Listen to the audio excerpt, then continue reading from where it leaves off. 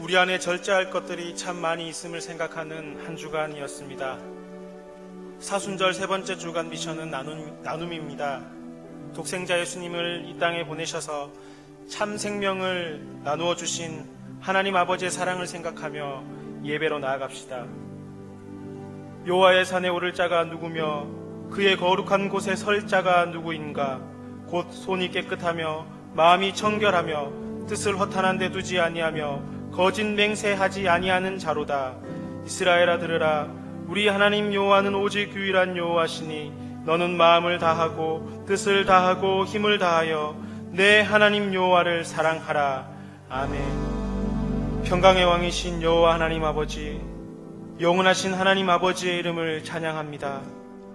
아무것도 알지 못하여 어둠 가운데 방황하는 저희들에게 먼저 찾아오셔서 저희를 향한 크신 계획으로 사랑하여 주시고 보혈의 능력으로 저희를 품어주신 주님의 은혜를 감사합니다.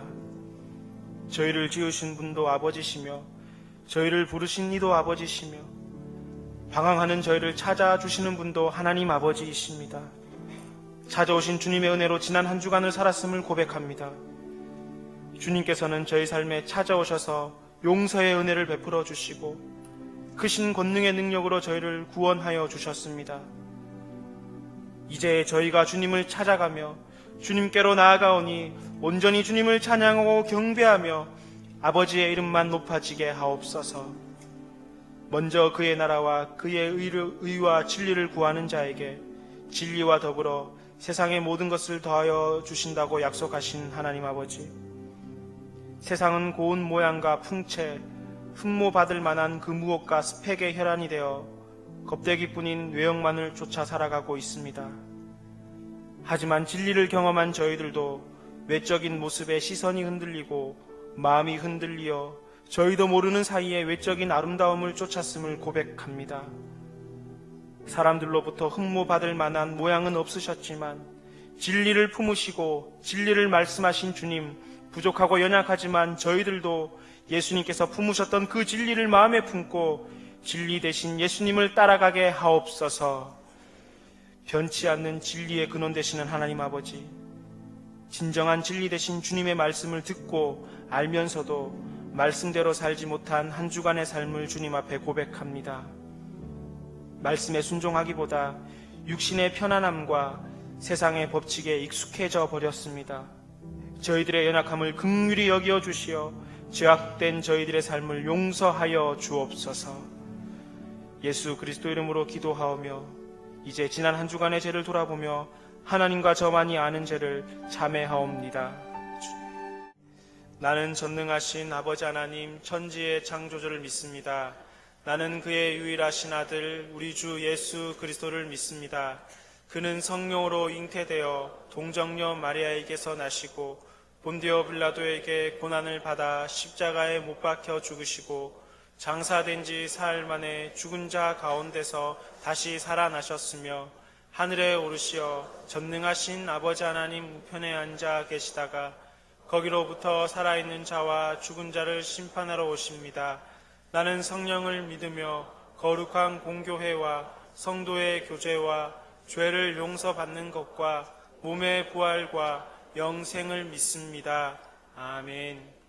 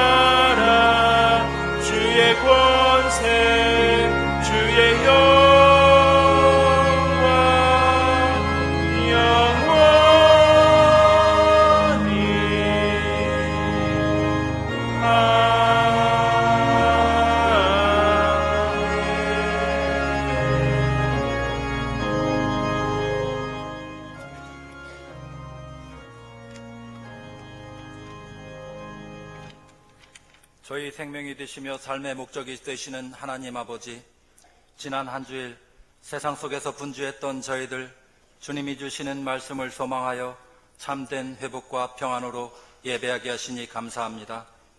십자가 구원으로 천하보다 귀한 영원 생명을 주신 예수님을 찬양드리며 신령과 진정으로 경배드리오니 영광받아 주옵소서. 사순절을 보내며 저희를 구원하시기 위해 하늘 보좌를 버리시고 인간의 모습으로 오셔서 갖은 멸시와 고통 속에 죽으셔야만 했던 고난의 발자취를 기억하며 묵상과 절제, 경건 생활로 인도하시니 감사합니다. 29년 전 이곳에 저희 교회를 세우시고 축복하셔서 믿음의 반석 위에 세워주신 하나님 아버지, 진리이신 주님을 따르게 하시고 예수님 사랑을 실천, 가정과 이웃을 넘어 열방을 품게 하시고 선한 영향력 있는 교회로 부흥케 하심을 감사합니다. 저희 모든 성도들 교회 비전과 사명을 깨달아 작은 그리스도가 되어 복음 증거에 힘쓰게 하시고 순종과 헌신으로 감당, 사람을 살리고 사람을 세우는 교회로 인도해 주시니 감사합니다. 세우신 팀장과 팀원들 주님께 종속된 기쁨으로 섬기게 하시고 신실한 자의 섬긴 자의 축복이 다윗과 요셉에게 임했던 것처럼 행하는 모든 사역 위에 주님의 영광만이 나타나게 하옵소서.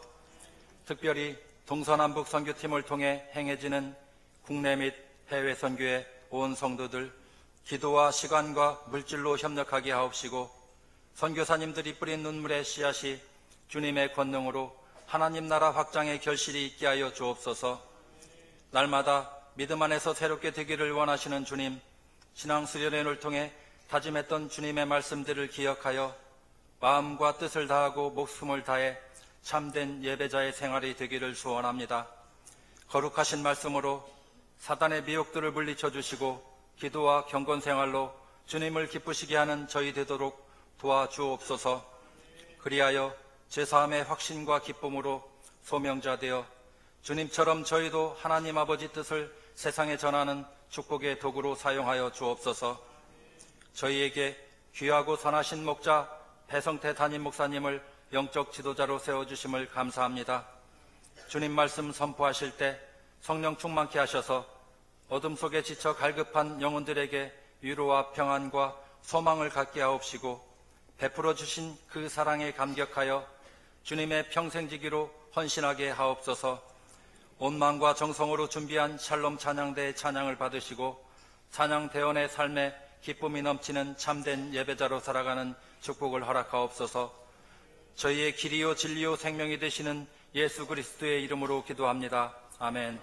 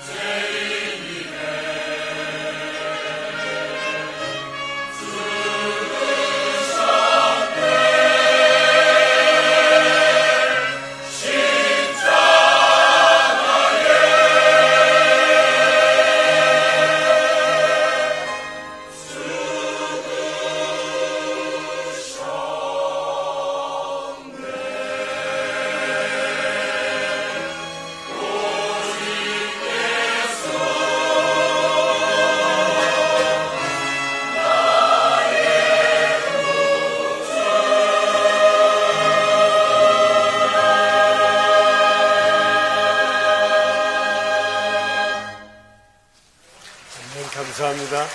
고맙습니다. 오늘은 사순절 세 번째 주일입니다. 이번 주 미션은 이웃과의 나눔입니다. 우리가 받은 사랑들을 이웃에게 전할 수 있었으면 좋겠습니다. 그리스도의 사랑을 여러 모양으로 우리가 나눌 수 있을 것입니다. 고민해 보시는 한 주간 되었으면 좋겠어요. 오늘 저녁에는 온 세대 예배로 드립니다. 아쉬운 것은 주일 낮 예배로만 주일이 다 마쳐진 것처럼 생각하는 분들이 많으셨어요. 교회에서 어떤 일을 하는지 관심을 가지는 것은 명선인들의 마땅한 의무라고 생각을 합니다. 여러분 저녁 예배도 함께 오셔서 온 세대 경험하시고 또 주변에서 명선교회가 뭐 하는지 물을 때 대답할 말들을 미리 준비해 두셨으면 좋겠습니다. 남성 조찬 기도회가 이번 토요일 있습니다. 우리 형제들 새벽에 토요일 아침 뵙기를 바랍니다. 교회에서 30주년이 되는 내년에 항존 직분자들을 세우려고 합니다.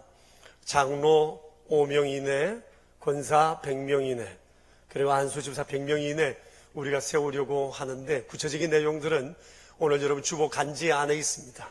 자세히 살펴보시고 교회가 어떻게 직분자들을 세우는지 여러분 살펴주시기를 바랍니다. 한 가지 중요한 것은 경쟁이 아니라 추대라는 사실입니다. 대상자들은 많이 있습니다. 그 중에서 교회에서 여러 가지 신앙적인 내용들을 살펴 추대하여 찬반을 묻게 될 것입니다. 그날이 되기까지 여러분 기도 많이 하시기를 바랍니다.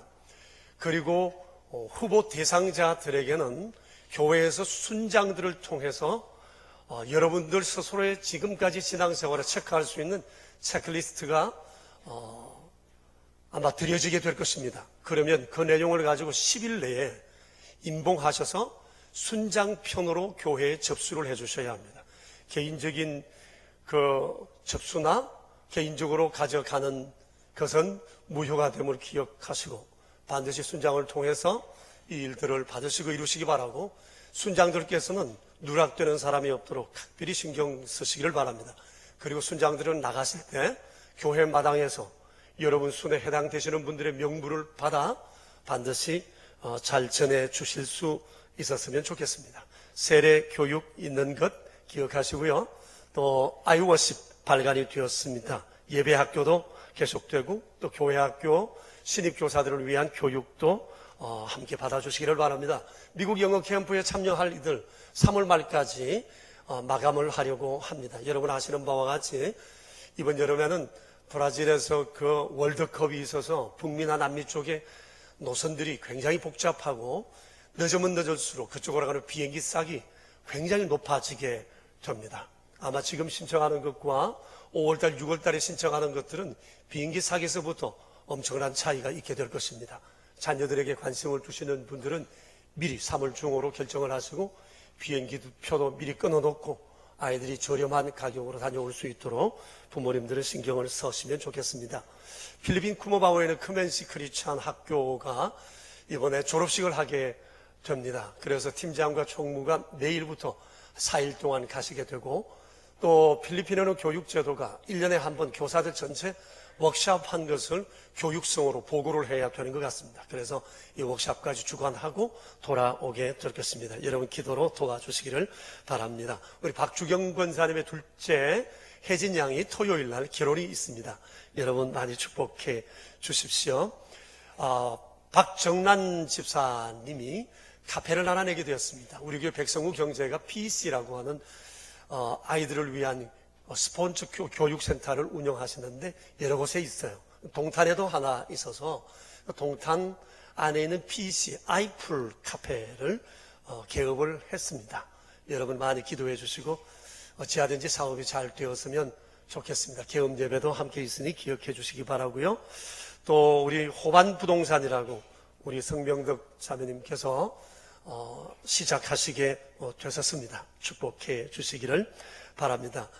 부모님들 가운데 별세하신 분도 계셨고 병원에 입원해 계신 분도 여러분 계시니 여러분들께서 또 기도해 주시기를 바랍니다. 사랑의 식탁을 준비해 주신 분들이 계십니다. 결혼과 관련해서 안효진 장로님 가정에서 노석 집사님 가정이었어요. 또 가정의 여러 가지 감사한 일들을 들어서 백남래 집사님, 또 이경환 집사님, 김성명 집사님, 성명덕 성도님, 그리고 임윤수 성도님 가정에서 준비해 주셨습니다. 또 자녀들에게 베풀어 주신 주연에 감사해서요. 신석철 집사님, 자녀 원시 안경을 벗게 됨을, 이거 정말 감사한 일이죠. 아이가 이거 눈이 어둡고 힘들 때 부모의 마음은 정말 아프죠. 이거 감사한 일입니다. 그런데 이런 감사는 또 처음 봤습니다. 신옥조 집사님 가정에서, 또 박천진 성도님 가정에서, 허준혁 집사님 가정에서 준비해 주셨습니다. 또 장례를 마치시고 김수백 집사님, 박지훈 집사님, 박정숙 자매님, 최경희 집사님 가정에서 준비해 주셨나요? 여러분들 마련해 주니까 감사하고, 여러분 3부 예배 후에 사랑의 식탁 함께 나누시기를 바랍니다. 준비해 주신 여러분들께 감사를 드립니다. 고맙습니다. 우리 아기 오늘 첫 출석했는데 유호입니다. 이종희 성도님, 김원진 집사님 가정의 셋째입니다. 셋째, 이건 너무 귀한 일이에요. 하나님께서 풍성히 채워주시리라고 믿고요. 우리 유호, 아름다운 옥처럼 세상을 밝게 하라, 이런 뜻으로 아기 이름을 지었습니다. 우리 이 시간 함께 유호를 위해서 축복하며 기도하겠습니다.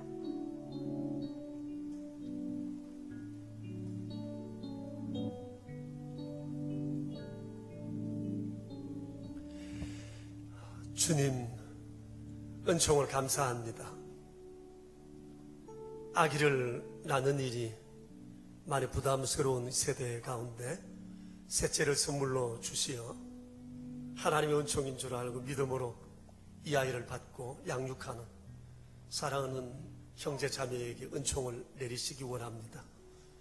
믿음과 부모의 따뜻한 사랑 가운데 길러진 사랑하는 아기가 정말 세상을 밝게 하는 아름다운 주의 영광의 빛 되기를 간절히 빌고 원합니다. 아버지, 필요한 것들을 가정에 채우시고 아기가 건강하게 지혜롭게 믿음 가운데 자라도록 우리 주님 함께 해주시기 바랍니다. 우리 교회가 이 아이의 고향이 될 수 있도록 도와주시고 하나님과 사람 앞에 은총과 귀중히 여김을 받는 아기 되게 하시옵소서. 유호를 온 성도 함께 축복하오니 저희들의 간구를 들으시고 이 아이가 참으로 복된 아이로 아름답게 자라게 하옵소서. 예수님의 이름으로 기도합니다. 아멘.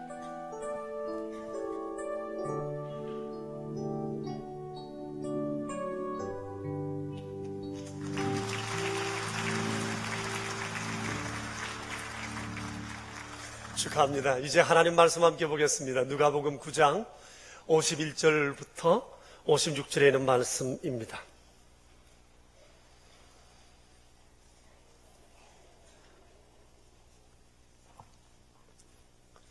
누가복음 9장 51절부터 56절에 있는 말씀, 이는 살아계신 하나님의 말씀입니다. 이제 우리 주님의 말씀을 받들어 읽겠습니다. 예수께서 성천하실 기약이 차감해 예루살렘을 향하여 올라가기로 굳게 결심하시고 사자들을 앞서 보내심에 그들이 가서 예수를 위하여 준비하려고 사마리아인의 한 마을에 들어갔더니 예수께서 예루살렘을 향하여 가시기 때문에 그들이 받아들이지 아니하는지라. 제자 야고보와 요한이 이를 보고 이르되 주여, 우리가 불을 명하여 하늘로부터 내려 저들을 멸하라 하기를 원하시나이까. 예수께서 돌아보시며 꾸짖으시고 함께 다른 마을로 가시니라. 아멘. 장사익이라는 분을 혹 아십니까? 소리꾼으로 알려진 분입니다. 우리 대한민국에 노래 잘하는 사람은 많지만 가장 한국적으로 노래하는 소리꾼이 바로 장사익 씨라고들 평한다고 그럽니다. 이분은 45살에 데뷔를 해서 지금 66세가 되셨는데 국악과 가요 그리고 팝을 넘나들면서 모든 곡들을 참 아름답게 소화하고 있는 가창력이 탁월한 분으로 알려져 있습니다. 언젠가 TV에서 이분이 공연하는 것을 보았는데요. 한복을 차려입고 봄날은 간다는 노래를 부르는데 이제까지 들었던 노래와는 사뭇 감이 달랐습니다. 연분홍 치마가 봄바람에 하는데 벌써 느낌이 달랐습니다. 그분은 가성을 쓰지 않고 오직 진성으로만 부르시고 노래에 집중하지만 노래의 기교를 확 빼시고 아주 노래를 솔직하게 부르시는 분이었어요. 그렇게 노래를 부르는 그분을 보면서 장사익은 프로다는 생각을 하게 됐습니다. 이분의 유명세가 있어서 이번 4월 달에는 미국 뉴욕과 캐나다에서도 현지인들을 대상으로 공연을 한다고 하니 우리의 소리를 알릴 수 있는 참 좋은 기회가 될 거라고 생각합니다. 며칠 전에 이분이 어느 일간 신문에 자기의 얘기 한 토막을 소개한 것을 보았습니다. 12년 전에 일본의 나고야에 있는 어느 300석짜리 작은 소규모 그 콘서트홀에서 90분짜리 공연을 했는데 한 사람을 위한 공연을 했다고 하는 얘기였어요. 사실인즉 이렇습니다. 이나가키라고 하는 일본 사람이 있었는데 이 사람이 2000년도에 우리나라에 들어와서 2년 동안 대학에서 강의를 했나 봅니다. 이분이 한국의 소리를 좋아했고 특히 장사익의 노래를 좋아해서 장사익이 공연을 하는 날이면 항상 그곳에 가서 관람을 하곤 했다고 합니다. 소리꾼과 관객의 만남이었는데 그리 뭐 깊은 관계는 아니었다고 해요. 그리고 소식이 끊어졌는데 한 10년쯤 있다가 2012년도에 일본에 있는 이나가키의 친구들이 그의 소식을 장사익에게 들려주게 된 겁니다. 지금 우리 친구가 말기의 암을 앓고 있어서 매우 위중하고 얼마 세상을 못 살 것 같다. 그런데 이 사람이 와서 당신 얘기를 너무 많이 했고 당신의 소리를 매우 듣고 싶어 하는데 혹 나고야에 와서 공연을 해줄 수 없겠느냐라고 부탁이었습니다. 이 부탁을 받고 장사익은 즉시 공연 준비를 했고 나고야로 날아갔습니다. 공연을 하루 앞둔 저녁에 병실로 그를 찾아갔는데 너무 위중해서 그가 공연에 올 수 없겠다고 하는 얘기를 들었습니다. 매우 낙심이 되었지만 당신을 위해서 내가 공연에 최선을 다하겠다고 하고 병실을 나왔습니다. 이튿날 공연을 2시간 앞두고 리허설을 막 준비하려고 하는데 이나가키가 부인과 그리고 친구의 손에 이끌려서 정말 죽을 힘을 다해서 공연장을 찾아온 겁니다. 그 순간 장사익은 계획을 바꾸었습니다. 리허설을 취소하고 그 한 사람을 위한 90분간의 공연을 정식으로 그곳에서 했다고 하는 겁니다. 그리고 이어서 30분 뒤에 곧바로 본 공연도 이어서 마치게 되었다고 했어요. 그 글을 읽으면서 역시 프로다는 생각을 하게 되었습니다. 여러분, 한 사람을 위한 콘서트, 이거 정말 쉽지 않은 것 아니겠어요? 매사를 경제 논리로만 풀어가려고 하는 사람들에게는 상상할 수 없는 일이잖아요. 요즘 대부분의 사람들이 무슨 일을 하게 되면 돈 얼마 주는데 돈에 얼마나 민감합니까? 그런 세상에서 장사익의 이 행동은 정말 제겐 큰 감동이었습니다. 자, 그런데 오늘 성경에서 우리는 이것과는 비교할 수 없는 또 다른 감동을 경험하게 될 것입니다. 그것은 사마리아인들에 대한 주님의 연민입니다. 때는 주님께서 지상사역을 마치시고 예루살렘으로 올라가는 길에 주께서 사마리아를 방문하시게 된 것입니다. 52절에 보면 주님은 먼저 제자 몇 사람을 사마리아 동네에 보내셨어요. 주님이 이 동네에 들리고 싶다는 주님의 마음을 전하기 위해서였던 것 같습니다. 주님은 평소에 사마리아 사람들에 대해서 관심이 많으셨고 사마리아 사람들도 주님에 대해서 매우 호의적이었습니다. 아마 이런 계기가 있었을 것입니다. 요한복음 4장에 보면 사마리아 수가성 우물가에서 예수님이 한 여인을 만난 일이 나옵니다. 아마 이것이 계기가 되었던 것 같습니다. 여러분, 설명하지 않아도 그 얘기 아시지요? 참 인생의 고달픈 한 여인, 사랑에 치이고 사랑에 갈급한 마치 인생의 휴직 조각처럼 꼬여져 버린 이 여인이 저고에 수가성 물가에 물도로 나왔다가 그곳에서 예수님을 만납니다. 주님과의 만남이 이 여인에게 생애 전환점이 되었고 이것이 사마리아 전역에 소문이 나면서 그날 사마리아 사람들이 주님 앞으로 막 엄청나게 많이 몰려왔어요. 그리고 그들은 그날 주님께 이런 고백을 합니다. 당신은 세상의 구주십니다. 주님과의 헤어짐이 너무너무 아쉬운 그들은 주님에게 며칠간 이곳에 머물다 가시라 부탁을 했고 주님은 이틀 동안 그곳에 더 머무셨습니다. 이런 일이 인연이 되어서 주님은 오늘 예루살렘 길을 올라가는 길에 사마리아에 들리시게 되었던 겁니다. 자, 근데 의외의 상황이 발생되었습니다. 사마리아 사람들이 예수님과 예수님의 일행을 거부한 거예요. 이유는 예수님께서 예루살렘을 향하여 올라가시기 때문이라는 겁니다. 여러분 의아하지 않습니까? 예루살렘으로 올라가는데 사마리아로 통행하겠다는데 그것 때문에 받아들이지 않겠다니, 이거 뭔가 여기에 뭐가 있어 보이지 않습니까? 가만히 보면 예수님 때문이 아닌 것 같고, 사마리아 사람들이 예루살렘이라는 말을 듣자 거부감이 생겨 예수님의 일행을 거부한 것으로 짐작이 됩니다. 여기에는 역사적 오랜 배경이 있어요. 당시 예루살렘으로 대표되는 남쪽 유다인들과 사마리아로 대표되는 북이스라엘 사이에는 아주 해묵은 감정이 있었습니다. 그래서 이 감정의 불통이 예수님께까지 튀게 된 것입니다. 오늘 역사적인 연대를 몇 가지 제가 말씀드릴 텐데, 관심이 없으신 분들도 역사의 흐름을 우리가 잘 이해하는 것이 오늘 본문을 이해하는데 키가 될 것입니다. 솔로몬이 통치하고 난 이후 BC 930년에 유다는 두 개의 나라로 나누어졌습니다. 그래서 북쪽을 이스라엘이라고 부르고 남쪽을 유다라고 불렀습니다. 그리고 북쪽 이스라엘은 수도를 사마리아로 정했습니다. 이후에 사마리아는 북쪽 이스라엘 수도임과 동시에 사마리아를 대표하는 하나의 통칭으로 사용되게 되었습니다. 그런데 안타깝게도 200년이 조금 지나 북이스라엘은 아수르라고 하는 큰 나라의 침략을 받아서 나라가 멸망하게 되었습니다. 그때 아수르는 정책을 위해서 수많은 이스라엘 사람들을 아수르로 잡아가고 아수르 사람들을 이 이스라엘의 사마리아에 정착을 시키게 된 겁니다. 그리고 몇 년이 지나서 그들은 거대한 아라비아 땅을 또 집어삼키면서 아라비아 사람들을 또 사마리아로 이주시키게 되었습니다. 졸지에 몇 년 사이에 이스라엘에는 이스라엘과 아수르와 그리고 아라비아 사람, 혈통과 문화와 종교가 다른 세 개 나라 주민들이 함께 모여 혼합되어 살아가는 그런 형국이 벌어지게 되었습니다.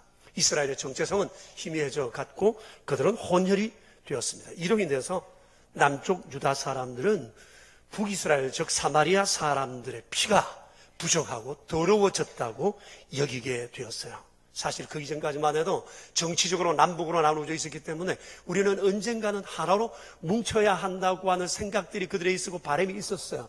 그러면서 애증이 서로 막 교차했었는데 이 일로 인해서 그들은 이제 우리는 돌이킬 수 없는 강을 건넜다고 생각하게 된 것입니다. 이후에 비슷한 일이 몇 차례 더 일어났는데요. BC 586년에 남쪽 유다도 바벨론이라고 하는 대제국에 멸망이 되고 말았어요. 근데 다행히 하나님의 은혜로 70년 뒤에 그들이 바벨론에서 다시금 포로되어 갔다가 돌아오게 되었습니다. 포로된 가운데 이들이 너무너무 많이 주님께 울었습니다. 믿음 생활 잘못하고 해서 이런 일이 벌어졌다는 것을 알고 이제 성전에 가서 성전 예배 잘 드려야 되겠다 마음을 먹고 무너진 성전을 재건하는 일을 귀한 후 첫 번째 사업으로 시작을 하게 되었습니다. 이 소식을 들은 사마리아 사람들이 많은 인부와 물자를 보내어서 우리도 성전 재건을 돕겠다고 했습니다. 그때 유다 사람들이 거부했어요. 너희들은 피가 더럽기 때문에 우리가 너희의 도움을 받지 않겠다고 강력하게 거절을 하게 되자 여기에 뿔이 난 사마리아 사람들이 성전 재건을 방해하기 시작했어요. 그래서 오랫동안 성전이 재건되지 못하게 되면서 관계가 악화되게 되었습니다. 그러다가 4세기 때 헬라가 그 고대 근동을 지배하게 될 때 알렉산더 대왕에게 이 사마리아 사람들이 우리도 예루살렘에 있는 저 성전처럼 우리도 하나 성전 짓도록 허락해달라 이래서 그들이 있는 그레심산에다가 또 성전을 건축하게 됩니다. 그러므로 인해서 유다와 이스라엘에 각각 성전이 하나씩 세워지게 되었습니다. 유다 사람들의 입장에서 보면 이것은 성경을 어긴 아주 불법한 일이에요. 이스라엘에는 예루살렘에만 오직 성전을 세우도록 주님이 명령하셨기 때문입니다. 이 일로 인해서 사마리아 사람들은 유다 사람들로부터 완전히 눈밖에 나게 된 것입니다. 그리고 BC 2세기 때 헬라인들이 유대인들을 대박해하는 그런 상황이 벌어지게 되었는데, 그때 사마리아 사람들은 살아나기 위해서 자기들은 유대인이 아니라 이방에서 이주해온 사람들이라고 핑계하면서 그 박해를, 유대인의 박해를 피하게 된 겁니다. 자기들의 편의에 따라서 이렇게 저렇게 자기의 소속을 달리하게 되면서 이들 유다와 사마리아 사이 고울은 더 깊어지게 됐던 것입니다. 그리고 BC 1세기 때 로마가 통치를 하게 되면서 사마리아는 완전히 친로마적으로 돌아서게 됩니다. 그래서 유대인들은 그때부터 사마리아를 더 미워하게 되었고 원수로 여기게 되고 같은 민족으로 상종하지 않게 된 것입니다. 그러다가 주후 6년, 서기 6년과 9년에 사마리아 사람들이 예루살렘 성전에 와서 성전을 모독하고 아주 더럽히는 그런 일이 생기게 되면서 유대인들의 분노가 가중되게 되었습니다. 그 이후로 유대인들은 회당에서 공공연하게 사마리아인들을 저주했고, 그들이 기도할 때 그들은 사마리아 사람들은 영생에 이르지 못한다고 선포하기도 했습니다. 그리고 그들과 아예 상종하지 않았어요. 갈릴리에서 예루살렘으로 갈 때 바로 오면 빠른 길임에도 불구하고 그들은 사마리아로 통행하지 않고 더러운 땅이니까 베레아로 둘러서 여리고를 해서 예루살렘으로 올라가게 되었던 겁니다. 그러니 유다와 사마리아 사이에는 건 천년 묵은 감정들이 그들의 고를 아주 깊게 해버렸던 것입니다. 사실 돌이켜보면 유다 백성들도 잘한 것 별로 없지만 사마리아 사람들에게는 이쁜 구석이 별로 없다는 생각을 여러분도 하시게 되실 것입니다. 그래서 유다 사람들로부터 이들은 많이 무시당하고 천대받았어요. 상처가 너무너무 깊고 아픔이 많았던 민족이 사마리아 사람들이었습니다. 저는 이런 사마리아 사람들의 모습을, 인생을 보면서 예수님의 모습이 생각났어요. 고운 모양도 없고 풍채도 없고 흠모할 만한 아름다운 것도 가지지 못하신 주님 같다는 생각을 했어요. 역사적으로나 출생적으로나 사마리아 사람들은 정말 불쌍한 사람들이었으면 틀림없이, 이처럼 어느 누구 하나 사마리아 사람들을 이쁘게 보아주지 않았던 그 상황 속에 예수님께서 그들에게 특별히 연민을 가지고 대하셨다고 하는 겁니다. 그래서 주님은 아무도 가지 않는 그 사마리아 땅에 선뜻 가셨고, 지금 십자가지로 올라가시면서도 사마리아를 돌려 가시겠다고 생각을 하신 겁니다.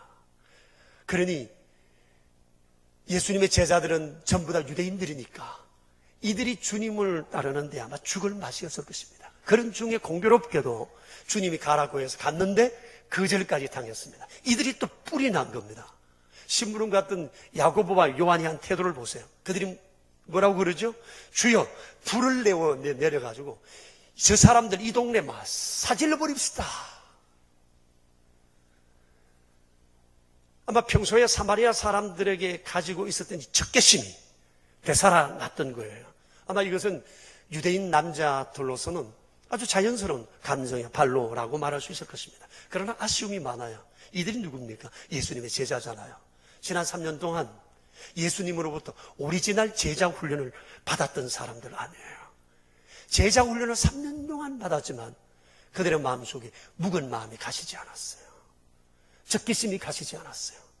미운 감정, 분노의 감정이 가지 않았던 거예요. 감정 처리가 안 된 겁니다.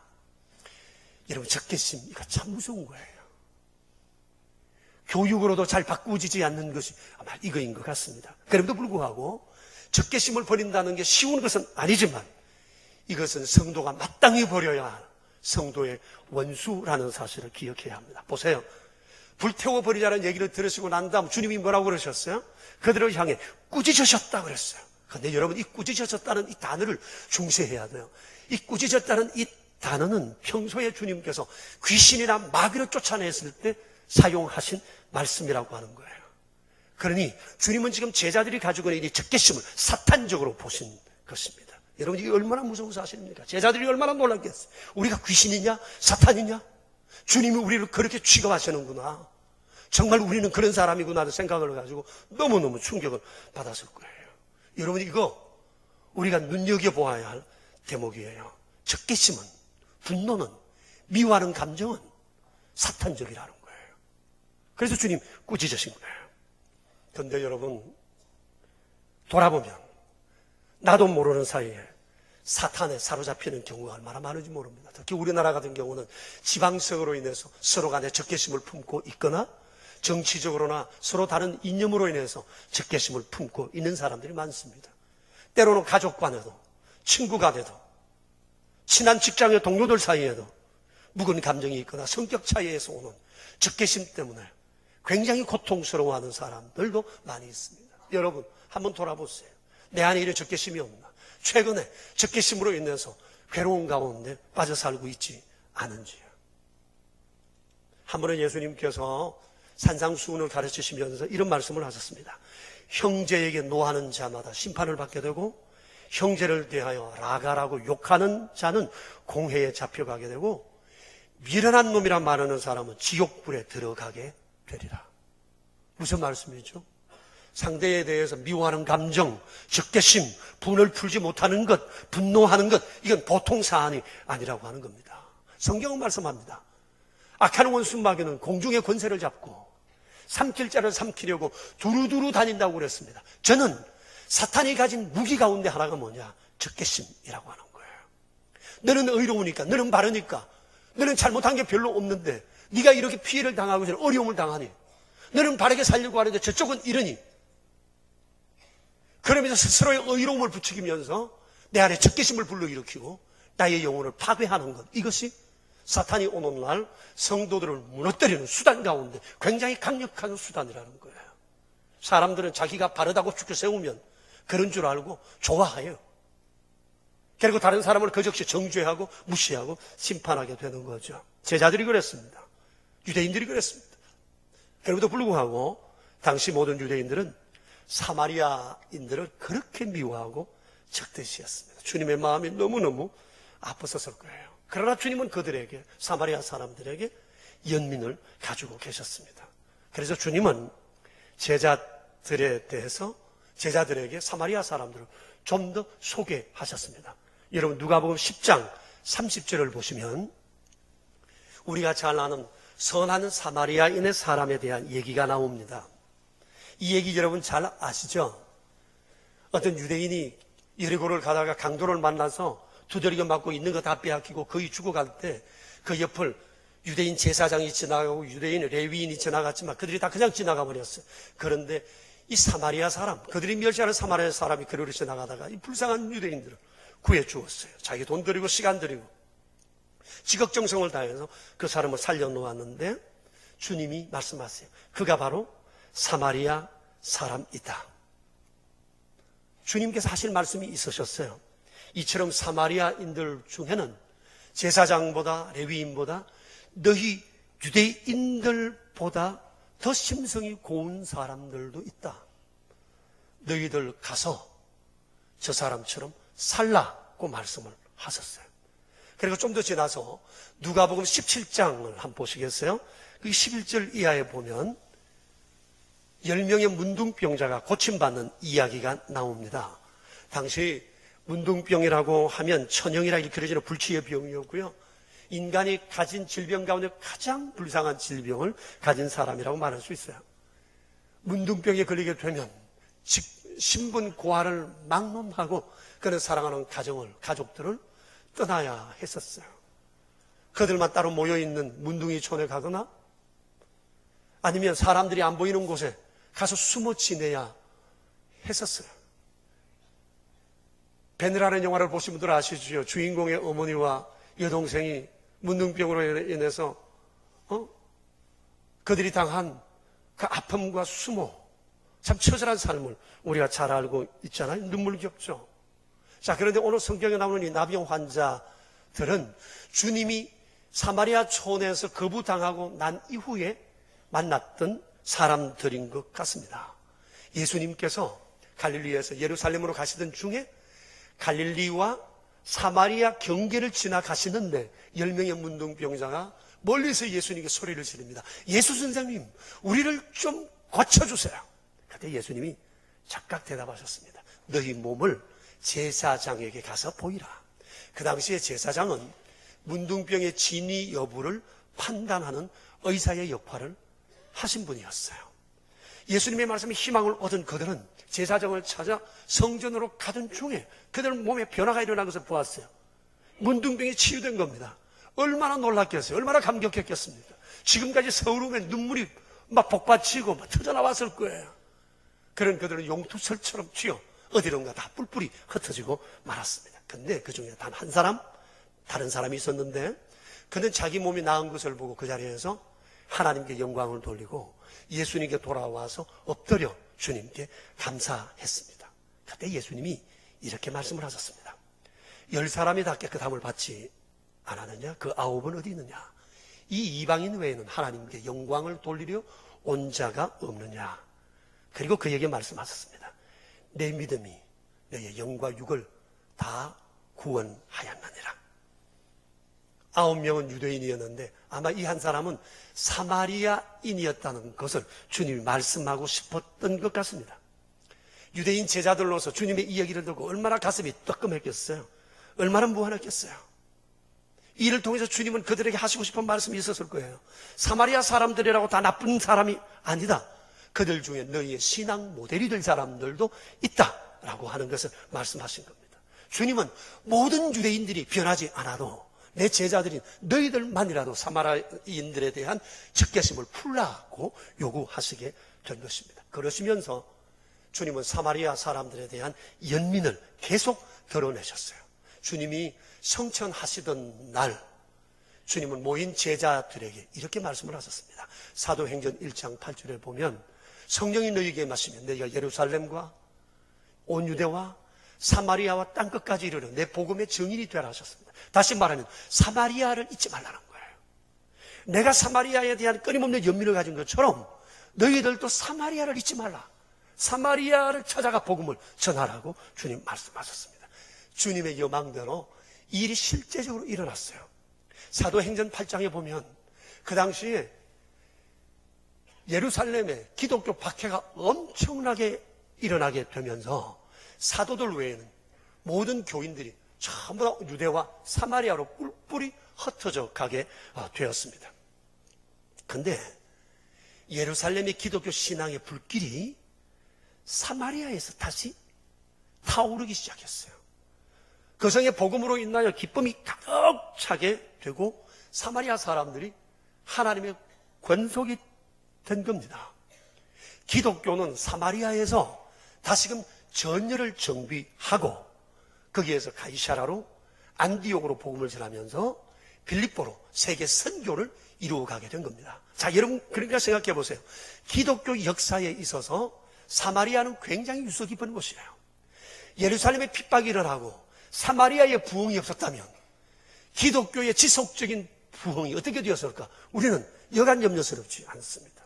그런데 하나님께서 예루살렘 교회 다음에 사마리아를 부흥시켜 사마리아 교회를 통해서 세계 선교로 나아갈 수 있는 교두보를 마련하셨다고 하는 겁니다. 사마리아 사람들을 향한 끊임없는 주님의 연민이 사마리아 사람들의 믿음의 불씨를 불러일으켰고 그곳에 기독교 부흥을 가져오게 된 것입니다. 얼마나 감격스러운 일입니까? 사람들이 무시했던 그 사마리아가 기독교 역사에 이토록 중요한 역할을 하게 된 겁니다. 주님 말씀하시는 거예요. 사마리아 사람들은 나쁜 사람들이 아니다. 그들을 나쁘게만 보려는 사람들에게 문제가 있다는 겁니다. 자, 그러니 오늘 아침 우리 한번 생각합시다. 주님은 이렇게 죄인이라고 일컬어지는 더럽다고 여겨지는 사마리아 사람들에게 이토록 연민을 가지시는데 왜 유대인들과 우리들은 그런 사람들에 대한 연민이 부족할까? 없을까? 이유가 뭐일 것 같습니까? 이것은 진리에 대한 잘못된 이해와 잘못된 적용 때문입니다. 여러분 진리가 뭡니까? 진리가 뭐야? 성경이 진리예요. 주님이 진리예요. 여러분 진리를 안다는 건 뭡니까? 진리를 아는 사람들은 어떻게 살아야 합니까? 우리는 혼이 진리를 알면 내가 아는 진리로 진리를 알지 못하는 사람들을 판단하고 정죄하고 심판하려고 하는 경향이 굉장히 많습니다. 그러나 진리를 제대로 아는 사람은 진리를 모르는 사람에 대한 안타까움 때문에 그들에 대해 연민을 가지고 긍휼을 가지고 그들을 사랑하게 되는 겁니다. 바로 이 점이 주님과 유대인, 바리새인들과 달랐던 것입니다. 진리에 대한 주님의 진리 이해와 유대인들의 진리 이해가 이토록 달랐던 거예요. 진정 진리가 내 안에 제대로 있는 사람은 사람을 품습니다. 모든 사람을 품어요. 죄인을 용서하고 원수도 품습니다. 그런데 유대인들은 그렇지 않았어요. 그들은 그들이 알고 있는 진리로 남들을 판단했어요. 내가 진리를 많이 알고 있으면 아는 만큼 판단하고 사람을 정죄했던 겁니다. 그들은 진리를 잘못 적용한 거예요. 보세요. 주님은 진리로 사람을 살리는데 그들은 진리로 사람을 죽이는 거예요. 진리는 그런 것이 아닌데 진리를 잘못 적용한 거예요. 이것은 진리를 잘못 알았기 때문입니다. 자, 여러분, 예수님을 보세요. 예수님은 진리이신, 진리 그 자체시지만 주님은 주님의 진리로 사람을 판단하지 않았어요. 주님은 그들을 향해서 진리를 모르는 사람들에게 연민을 품으셨고 사랑하시고 진리를 모르는 사람을 위해서 주님은 십자가에 달려 돌아가셨던 거예요. 주님의 연민으로 인해서 인생을 새 출발한 사람들이 얼마나 많아요. 사마리아 사람들, 수가성의 우물가 여인, 세리 죄인 장녀들, 막달라 마리아, 예수님의 수많은 제자들, 로마의 백부장, 수많은 병자들, 귀신 들린 사람들, 이런 사람들을 예를 들자면 이런 말할 수가 없을 것입니다. 여러분, 저와 여러분도 다르지 않잖아요. 우리도 이방인이었고 사마리아 같은 사람들이었잖아요. 하나님 밖에 있었던 사람들이에요. 이런 우리에게 주님은 진리로 품으시고 우리를 영접하셔서 주의 권속으로 삼아 주신 것입니다. 자, 보십시오. 똑같은 대상을 두고 이렇게 진리 적용이 다른 겁니다. 사마리아 사람들을 보시는 주님의 진리가 다르고 유대인들이 보는 진리의 시각이 달라요. 왜 이런 거죠? 이제 진리를 잘못 알았거나 진리에 대한 적용을 잘못했기 때문입니다. 자, 그러면 나는 어떤가? 나는 어떤가? 나도 지금 진리를 알고 있어요. 그런데 내가 아는 진리와 주님이 아는 진리가 다르지 않나? 나도 진리를 알고 주님도 진리를 아는데 주님이 진리를 적용하는 것과 내가 진리를 적용하는 방향이 다르지 않는가? 우리가 한번 돌아봐야 돼요. 진리를 아는 사람은 일단 사람을 품습니다. 긍휼이 있고 연민이 있고 사랑이 있습니다. 원수를 품습니다. 사람을 살리고 세웁니다. 그렇기 때문에 주님의 연민으로 진리를 알게 된 우리는 세상을 향해서 마땅히 연민을 가져야 할 책무가 있다는 사실을 우리가 기억해야 할 것입니다. 여러분, 우리는 진리를 압니다. 진리를 안다면서 어떻게 살아왔죠? 진리를 어떻게 적용했죠? 왜 교회에 오래 다닐수록 사람이 돌처럼 딱딱하게 굳어지죠? 왜 교회에 오래 다니면 큰 소리 치죠? 왜 대장 노릇하려고 하죠? 보이는 사람들 전부 다 판단하고 비판하고 정죄하는 이유가 뭐예요? 진리를 잘못 알았구나? 진리를 잘못 적용한 거예요. 진리를 알면 주님의 긍휼이 내 안에 들어와. 진리를 모르는 사람이 한없이 불쌍해. 내 목숨을 대신해서라도 저 사람 살렸으면 좋겠다는 마음이 들고 어떤 희생을 해서라도 저 사람이 진리 가운데 들어왔으면 좋겠다는 마음을 가지지 내가 아는 진리만큼 그들을 정죄하거나 판단하지 않는다라고 하는 거죠. 왜 우리 한국 교회가 이렇게 어려워졌을까요?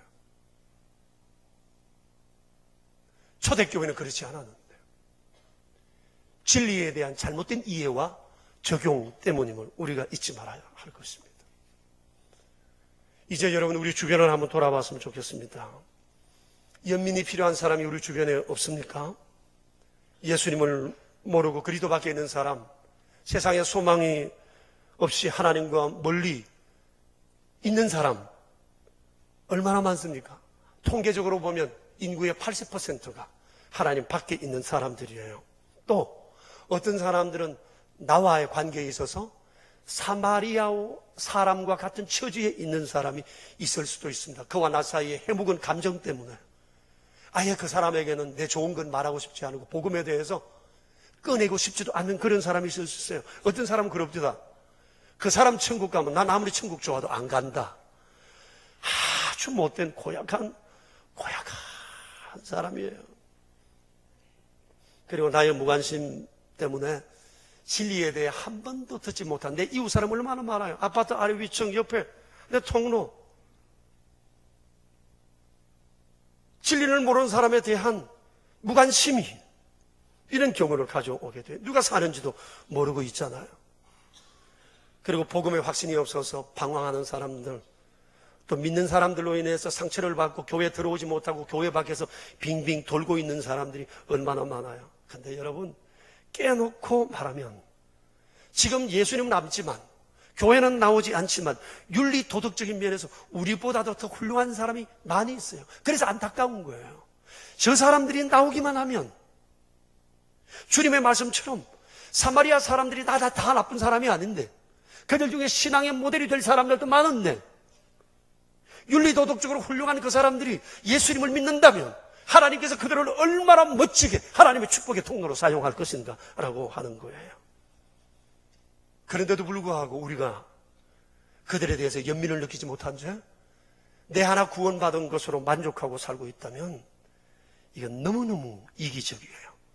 내가 하지 않아도 다른 사람들이 하겠지라고 한다면 우리는 진리에 대해서 너무 무책임한 사람들이 되고 마는 겁니다. 여러분, 이 아침 우리 기억합시다. 십자가를 지거러 가시면서도 끊임없이 사마리아 사람들에 대해서 연민을 가지고 계셨던 주님을 잊지 마세요.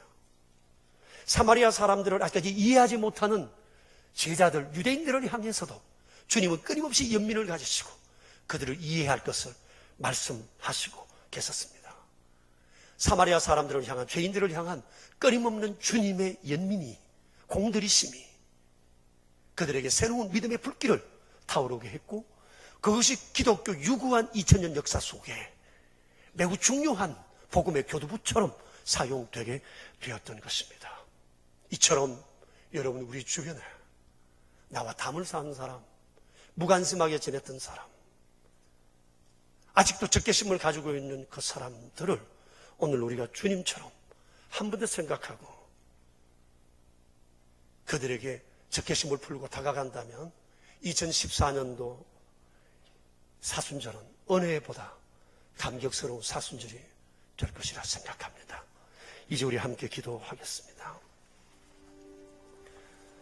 여러분, 진리를 안다는 게 뭡니까? 진리로 산다는 게 뭡니까? 제대로 진리를 아는 사람은 어떻게 삽니까? 우리는 많이 들면 내 아는 것으로 사람을 심판하려 하고 판단하려 합니다. 그것은 제대로 알지 못한 사람입니다. 진리는 심판하라고 주신 것이 아니라 심판과 더불어 긍휼히 여기고 사랑하고 그들에게 진리를 전하게 하기 위해서 진리를 전하는 수단으로 십자가를 주님은 선택하신 거예요. 예수님을 얼마나 오래 믿은 것이 자랑이 아니에요. 내가 진리를 바르게 이해하고 있는가, 진리를 따라가고 살아가고 있는가, 이게 중요한 거예요. 내가 가는 곳마다 사람들이 죽어 자빠집니까? 아니면 사람들이 살아나고 있습니까? 내 안에 적개심을 풀지 못하고 미워하는 감정과 분노를 풀지 못하면 이것은 귀신적이고 사탄적일 수 있습니다. 주님의 말씀입니다. 나도 모르는 사이에 그렇게 될 수 있습니다. 진리는 좋은 건데 진리는 사탄이 성도를 넘어뜨리는 수단으로 삼을 수도 있다는 거예요. 얼마나 무서운 일인지 모릅니다. 어떻게 살아야 할까요? 자신을 돌아보며 우리 새롭게 결심했으면 좋겠습니다. 우리 함께 주님 앞에 믿음으로 나아갑시다. 기도합시다. 여러분 붙여봐 주십시오.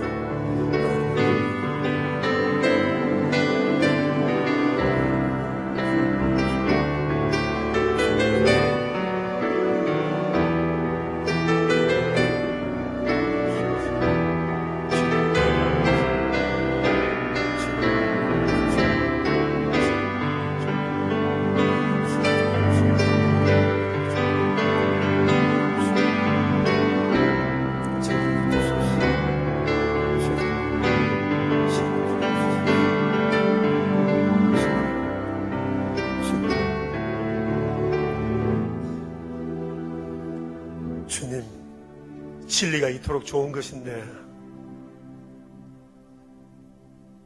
우리들이 진리를 잘못 오용하고 적용하여 진리로 인해서 죽어가고 아파하고 상처를 받는 이들이 얼마나 많은지 모릅니다. 진리이신 주님은 그 진리로 인해 진리를 알지 못하는 사람들에게 긍휼을 품으시고 연민을 품으시고 십자가를 지시는 그 길을 가셨지만 우리는 진리를 모른다는 그 이유 때문에 진리를 모르는 사람들을 정죄하고 심판하고 비판하는 경우가 얼마나 많은지 모릅니다. 예수님을 오래 믿었다는 사람일수록 이런 것이 많다는 통계를 들을 때 우리는 우리의 가슴을 치지 않을 수가 없습니다. 들은 풍어는 많고 아는 것은 많은데 이것이 오히려 다른 사람들을 비난하고 비판하는 하나의 도구가 되었다고 하는 것이 얼마나 주님 앞에 숭고한 일이 되는지 모릅니다. 자비로우신 주여, 똑같은 대상을 두고도 주님이 보는 진리의 시각과 유대인들과 우리들이 보는 진리의 시각이 이토록 다를 수가 있단 말입니까? 주여, 우리는 진리를 잘못 알았고 진리를 잘못 적용하여 왔습니다. 그러면서 내가 많이 아는 것처럼 똑똑한 것처럼 나는 괜찮은 사람인 것처럼 나는 거룩한 사람인 것처럼 생각했습니다. 눈물은 없으면서 사랑은 없으면서 긍휼히 여기지 못하면서 사순절을 보내는 요즘 주의 길을 따르고 싶습니다. 사마리아 사람들을 향한 주님의 그 연민이 믿음의 불씨를 일으켜 기독교 역사의 아름다운 믿음의 교두보가 되게 하셨던 아름다운 역사처럼 나의 사랑이 또 한 사람을 살리고 그가 하나님을 위해서 얼마나 큰 일을 할 사람인지 우리는 예측할 수 없는 신비로움이 우리 앞에 있음을 우리가 알고 이제는 우리의 마음을 풀고 그들을 향해 진리로 다가가 손을 잡게 하여 주시옵소서. 우리 가정 안에 그런 진리가 주는 평화가 우리 교회 안에 직장 안에 우리의 이웃과의 관계 속에서 대한민국 사회 속에 진리가 자유케 하시는 아름다운 역사가 일어나게 하여 주시옵소서. 우리 구주 예수 그리스도 이름으로 기도합니다. 아멘. 이제 우리 함께 일어나셔서 503장으로 주님을 찬양합시다. 옆 사람들과 우리 함께 인사할까요? 샬롬. 샬롬. 옆 사람에게 우리 한번 직설적으로 이렇게 얘기 한번 합시다. 당신은 과연 진리를 아십니까?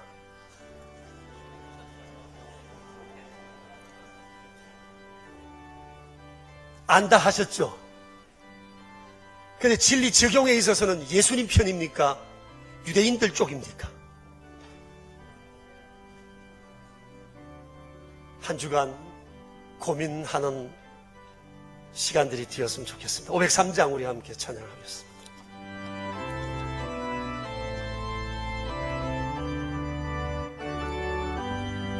세상 모두 사랑 없어 냉랭함을 아느냐 곳곳마다 사랑 없어 탄식 소리 뿐일세 악을 선케 만들고 모든 소망 이루는 사랑 얻기 위하여 저들 오래 참았네.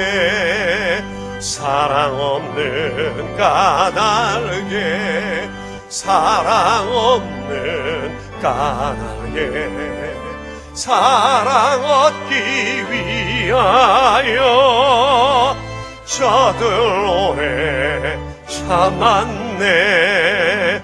곳곳마다 번민함은 사랑 없는 연고요.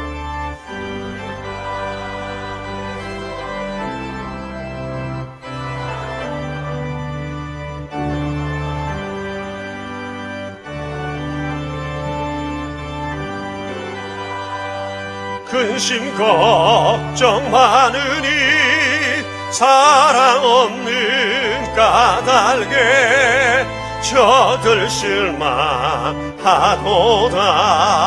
사랑 없는 까닭에 사랑 없는 까닭에 사랑 없는 까닭에 저들 실망하도다. 어떤 사람 우상 앞에 복을 빌고 있으며 어떤 사람 자연 앞에 사랑 요구하도다. 먼저 믿는 사람들 예수 사랑 가지고 나타내지 않으면 저들 실망하겠네.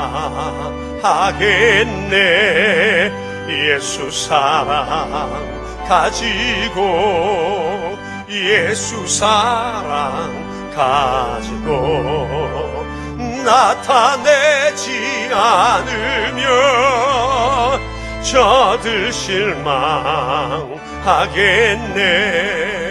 기갈 중에 있는 사람 사랑받기 원하며 아이들도 소리 질러 사랑받기 원하네. 저들 소리 들을 때 가서 도와줍시다. 만민 중에 나가서 예수 사랑 전하세. 예수 사랑 전하세. 예수 사랑 전하세. 만민 중에 나서 예수 사랑 전하세. 진리이신 주님, 주 앞에 진리로 신령으로 귀한 예물을 올려드립니다.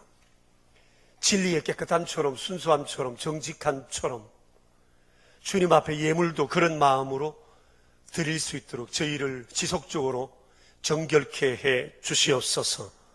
주여, 오늘 또 여러 모양으로 주님 앞에 예물을 드렸으니 제목들마다 손길 하나하나마다 은혜를 더하여 주사 진리로 새롭게, 진리로 거룩하게, 진리로 주의 거룩한 영광을 드러낼 아름다운 도구들로 사용해 주옵소서. 주 예수 그리스도 이름으로 기도드리오며 이제는 진리이신 주 예수 그리스도의 은혜와 진리를 품은 사람을 통해 일하기 원하시는 아버지의 크신 사랑하심과 우리 안에 계셔서 진리에 대한 바른 이해와 적용을 하도록 도우시는 성령님의 교통하심이 모인 저희 무리들과 명설의 모든 가족들과 주님의 몸 되신 교회 위에 이제로부터 영원히 함께 계시옵기를 간절히 축원하옵나이다. 아멘.